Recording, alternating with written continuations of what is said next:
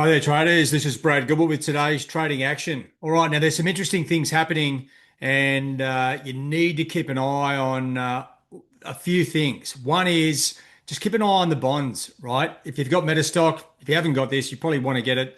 The bond yields are lower, right? Means a lower US dollar, and we are starting to see a slightly stronger Aussie, Kiwi, Sterling, Euro, but it's not like obvious, as in like you look at the price action here through the course of the week, it's been upended, right? The US government shutdown, as I was saying, I've seen this a number of times over the last 35 years. It's not an event, right? The market does always get bearish dollars, and then it doesn't really go anywhere. Then you get that dollar squeeze with the dollar rallies, and that's what we saw, right? Now things have stabilized a little bit. And you look across the board, there's a few comments from the Bank of Japan Governor Ueda putting dollar yen a little bit higher. Dollar CAD continues topside. So it looks like at this stage, the dollar is holding everything down, right? But this is the thing. You look at the underlying fundamentals, right? The US bond yields are lower, slightly lower, right? Suggesting a lower dollar. And also, okay, with lower yields, okay, you get higher equity markets. So we're getting that. And we are starting to see a bit of a risk on day. Now, usually everyone would start to be frothing at this time of the day, this time of the month. And why? It's because we've got the non-farm payrolls. Okay, so just having a look at the non-farms, it is a big bit of data, right? And primarily because the Fed's been looking at it. I'd say the ISM services data, or the non-manufacturing numbers is what the market calls it, could be the key data, because as far as I can tell from the Bureau of Stats, right, who collects the non-farm payroll data, if you look at the more info, right, and there's been a few data releases as usually month in, month out in the lead up to the non-farms, there are a few other pieces of data coming out. Now, if you go into the more info, right, they're saying no one's updating the website, so there's no data, right? It's like, all right, well, that's a little bit hectic, because they would have already collected the numbers. They're just not publishing them, right? So, but if you have a look here at the numbers that have come out this week, right, total non-farm employment growth continues to slow, right? So weaker numbers. To me, that's a weaker dollar, and that sort of seems to be what the market's factoring in, even though the numbers, it doesn't look like they're coming out.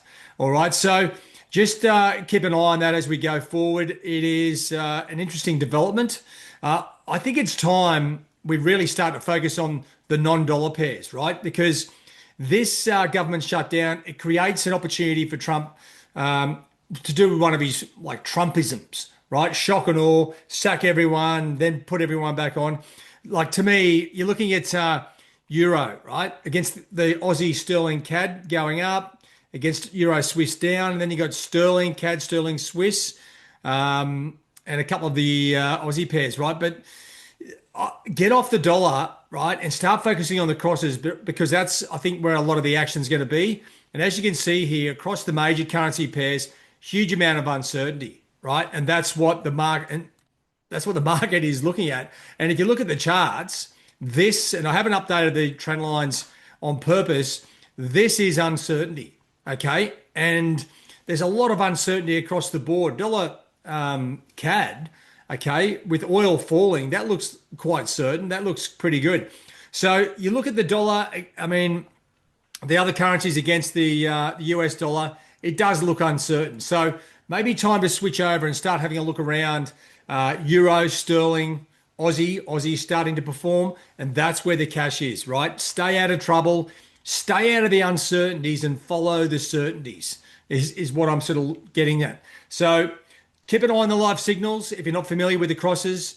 If you are, we'll just click on them and start to sort of tune in, right? You want to come to your template and actually get up the data, look at the crosses, Euro crosses on the hourlies, just like you do the majors, right? If you're a trader in Europe, the Euro and Euro crosses are the majors, right? Just understand that. These are the major currencies for European traders, right? So that's where we are. We've got some interesting sort of stuff playing out here. Euro Kiwi, this little sucker that has given me a bit of a headache, starting to show some weakness, right? I still think there's a chance to get back into this trade. Probably a few days off, but I'll keep an eye on that as we go forward. And that's the way to play it at the moment, right? You look at the news, it's the Donald would be loving this, right? Getting his face on the TV. A lot of fresh stuff there. BOJ Governor Ueda has got a lot to say, right? Like a huge amount, right? And there's no need to sort of go through that, but you know what? Dollar yen's a little bit higher. Whether that's, the safe haven trade's over, plus some negative comments on the yen there from Ueda. But if you have a look around, there are some things ready for the picking. Don't go looking for trouble, right? And if you were sort of banking on trading the non-farm payrolls, well, then think again, because it looks like they aren't publishing them, right? So that leaves us just where we are, right? The market's going to have a look at this and come out with a solution, but right now it's not clearly obvious. All right, what is obvious is dollar CAD's going topside.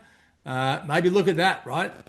All right, guys. So interesting developments. The US government shutdown sort of dominating the sort of the geopolitical spectrum, but that doesn't worry us because we just need to wait for the timing of the signals, and that's where the cash is. All right, guys. Have a good one. All the best. Cheerio.